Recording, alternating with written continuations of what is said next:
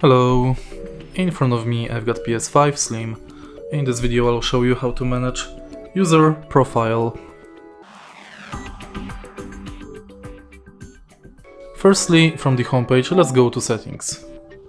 Now go to users and accounts and go to account.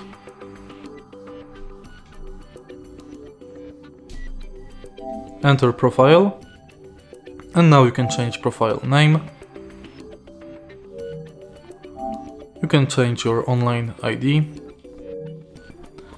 You can select profile picture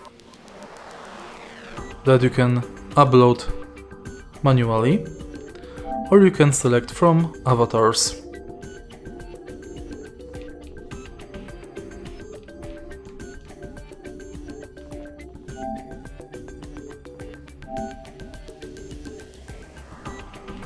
Then you can change cover image and languages. If you find this video helpful, please leave like, comment and subscribe.